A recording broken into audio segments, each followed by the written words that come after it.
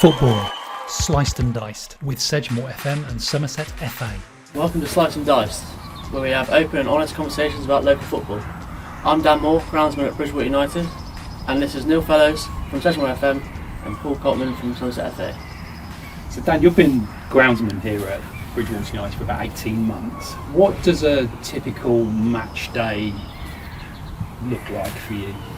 Okay, so we try and set up the pitch the day before, if we can possibly. So if there's any mistakes or line markers not working or whatnot, we've got time to fix it and move on for any mistakes.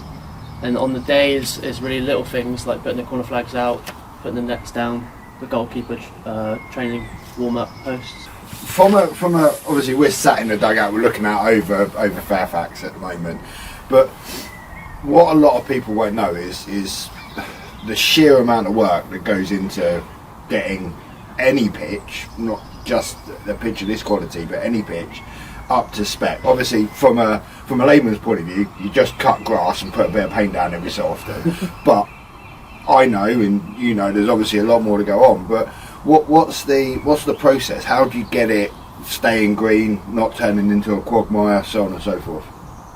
That's a big question. It's obviously not just one thing. Like you say, it's not just cutting grass.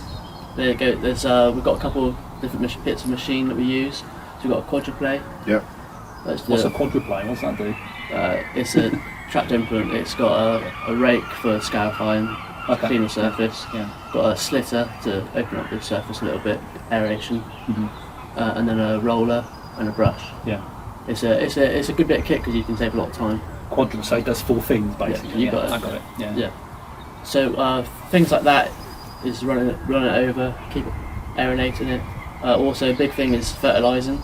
Make sure that the turf's got enough nutrients and ready to go. Sometimes I think people overdo it.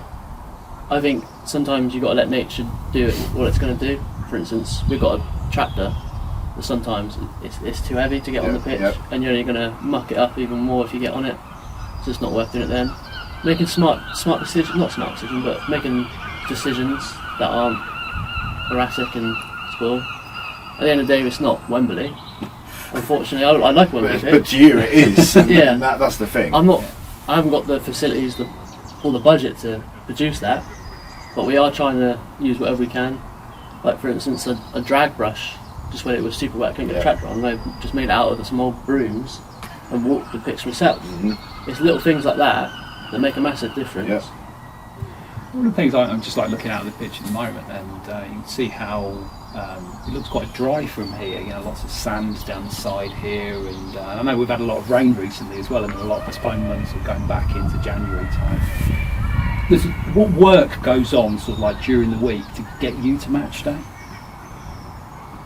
It varies week to week, obviously, depending on where we are in the year and whatnot. In the summer, it would be a cut. I try to do it as close to the game day because that makes it look better.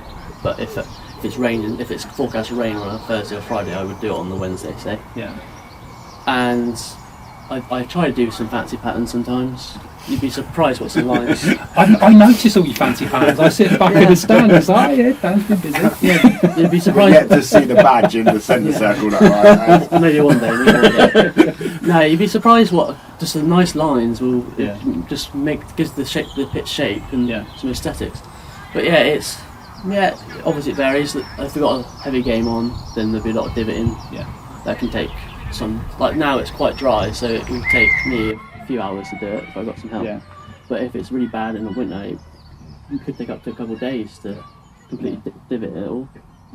So is it just, your role as groundsman, is it just a pitch, or are you also responsible for the boards and the rest of the facilities that we see at this ground? Yeah, all the facilities, and that is my sort of role. All the outsides, more of a groundkeeper as well, like that sort of those roles. I've got Brian Smith who helps me out around, not around the ground, more on the pitch is speciality. He's got a lot of experience in that area.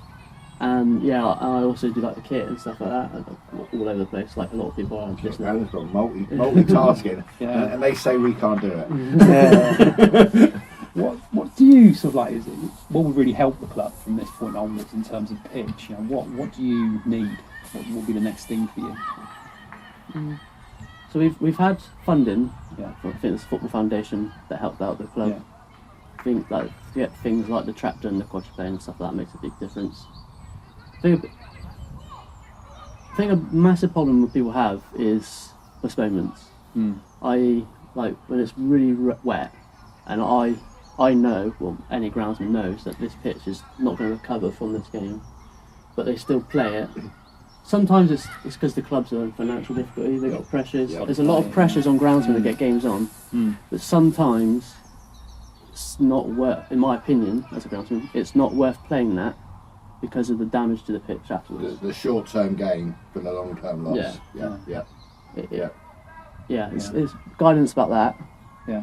I think, I don't know, sometimes it's difficult because you got the groundsman saying one thing and the heads of clubs saying, I want this game on.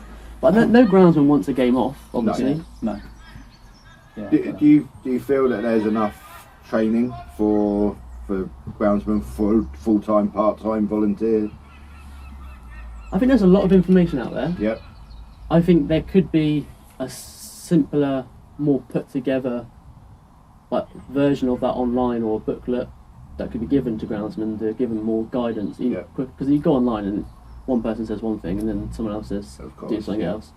So it can be a bit chaotic online, but there is a lot of information out there, and there's a lot of people on social media that have got better pictures or better. Sometimes they're just grassroots, but they have good standard football, and they are putting out good information to help groundsmen like myself, who's quite young.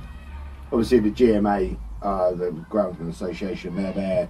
Yeah. And there's a lot of advice and support from them. Yeah. I know Somerset FA, along with other county FAs, have just started putting out There's a lot of information. a monthly sort of guide sheet to what could or should be done to your pitches that month. So, like you said, there's lots of information coming out.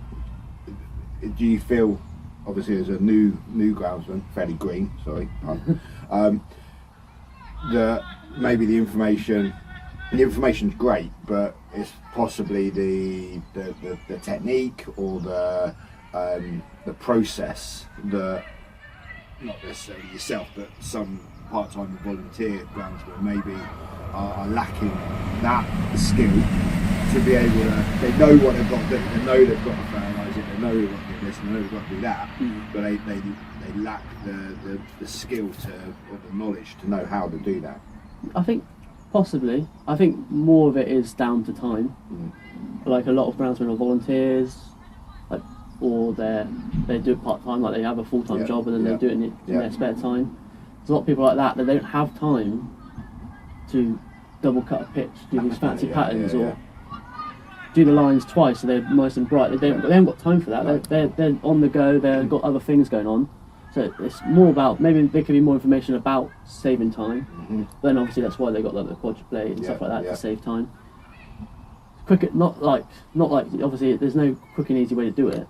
But if there's ways that they could cut time and save time, I think that'd be amazing for groundsmen. You couldn't get much better than that. No, definitely. I know later on in the series we're going to be joined by Rob Allen from Somerset FA as well, who leads the facilities team, and obviously he's working closely with Football Foundation on their sort of on their grass pitches, pitch power campaign, and lots of clubs across Sedgemoor and across Somerset are benefiting from that. They're getting lots of support, lots of money, and obviously if you're watching and your grass pitch may need some support, then get in touch and we can set you up and help you with that. But it said, what I'm trying to get at is, obviously you're really set up here. You've got the kit and equipment that you need. You've got the time because you're here all the time. Do you feel for the the groundsmen that are battling their own workloads, trying to do this, trying to do that, trying to do everything else, and like you say, time's the biggest. 100%. There are so many groundsmen in the country that do the best they can, and then all you have is people turn up and they're like, they're bad comments. I won't say what they are, but they have bad comments about the pitch, and that poor groundsman has done a full day's work, and he's come in, he's cut the grass or he's done the lines, and he's done his best. He's absolutely shattered, and then every week in, week out, he's got people criticising and talking rubbish. When they wouldn't do it themselves either. Yeah. There's a lot of that. I don't know, you can't do anything about that, it's just people. This is one of the reasons why we wanted to do this series, so that we could actually find out more about what is actually going on in football clubs, for those unsung heroes that were within clubs that actually get matches put on sort of match day, Dan. So I want to thank you very much for joining us for this episode. You watched the video right to the end here. Could you, in the comments, put Groundsman Dan in the comments so that we know that you've been watching?